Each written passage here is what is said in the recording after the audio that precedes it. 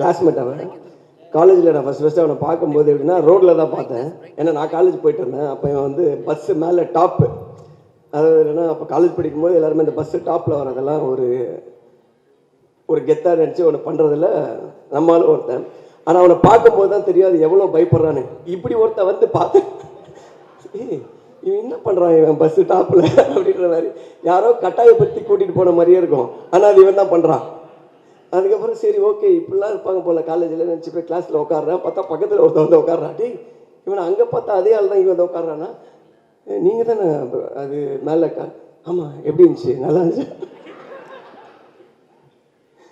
சொல்லி. ஸோ காலேஜ்லேருந்து ரொம்ப புரட்சி தனமாக எதாவது யோசிச்சுட்டே இருப்பான். தனியாக போய் ஒரு நாள் ஒரு பையன் வரான், கீழே மச்சான் கீழே வந்து யாரோ போராட்டம் பண்ணுறாங்க அப்படின்னா. காலேஜில் என்ன போராட்டம் யார்? இவன் தான்டா சினிஷ் தான் போராட்டம். கீழே போய் பார்த்தா தனியாக நின்றுட்டு இருக்கான். தனியாக நின்றுட்டு எதுவோ மொத்தமாக மாற்ற சொல்கிறான். காலேஜ் டைமிங்கை மாற்ற சொல்கிறானா என்ன மாற்ற சொல்கிறான் எனக்கு தெரியல. என்னென்னமோ பேசுகிறான். மேலே இருந்து பசங்க வா மேலே எங்களை பார்த்து முறைக்கிறான். மேலே பார்த்து முறைச்சிட்டு அதுக்கப்புறம் மேலே என்னென்னமோ கூப்பிட்றோம்.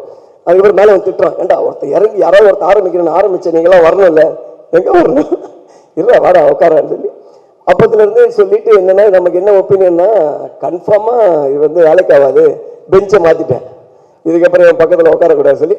அதுக்கப்புறம் நாங்கள்லாம் காலேஜ் அந்த சொல்லிடுவா. என்னென்ன ஃப்ரெண்டு ஒருத்தர் இருக்கா சத்யான்னு சொல்லி, என்ன பண்ணிட்டா நாங்கள் ஃபஸ்ட்டு செமஸ்டரில் எழுதின ஒரு சப்ஜெக்ட் வந்து எல்லாருக்கும் ரிசல்ட் வந்துடுச்சு. நாங்கள்லாம் இப்போ ஹெச்ஓடி டிபார்ட்மெண்ட்டில் பார்த்துட்டு சாரி ரொம்ப தொண்டை கட்டியிருக்கு விடிவியோட மேட்ச் இது அந்த மாதிரி மேட்ச் ஆயிடுச்சு. போய் ஹெச்ஓடி ரூமில் ரிசல்ட்டை பார்த்துட்டு வரோம், நாங்கள்லாம் பாஸ் ஆகிட்டோம் அப்படின்னு சொல்லிட்டு. இவர் அதுக்கே லேட்டாக வந்திருக்காரு. நேராக மேலே படிக்கட்டு ஏறி அதை பார்க்க போகிறதுக்குள்ளே அந்த பையன் என்ன பண்ணிட்டான், பார்த்துட்டு கீழே இறங்கி போகிறான். அவன் மேலே வரும்போது நீ எங்கடா போகிற மேலே அப்படின்னு சொல்லி, இல்லை ரிசல்ட் வந்துருக்கலாம் நீலாம் ஃபெயில்ரா வாடான்னு கூப்பிட்டு போயிட்டான். கூப்பிட்டு போனதுக்கப்புறம் ஃபஸ்ட் இயர் முடிஞ்சு ஃபெயில் என்னன்னு அப்படி உட்காந்துருக்கேன், எல்லாம் முடிஞ்சு. அதுக்கப்புறம் second sem எழுதுறவங்க, third sem, fourth sem, எல்லா செம்மும் இவர் வருவார். அந்த அட்டெம்ப்ட் எழுதிட்டே இருப்பான். அட்டெம்ப்ட் எழுத ஆனால் இவர் ரோல் நம்பரே வராது கிளாஸில். பார்த்து தனியாக உட்கார வச்சு எக்ஸாம் எழுத வச்சுட்டே இருப்பாங்க.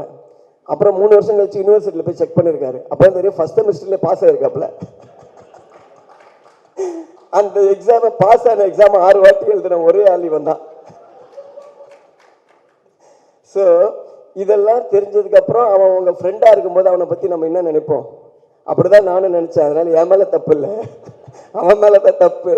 பட் அதையும் தாண்டி இன்னைக்கு வந்து 5 படம் மச்சான், 5 படம் எடுத்துட்டா இப்போ 5வது படம் தானே டைட்டில். சூப்பர் ஹீரோ வச்சிருக்கேன். அந்த படம் வந்து ரொம்ப நல்லா போகும்.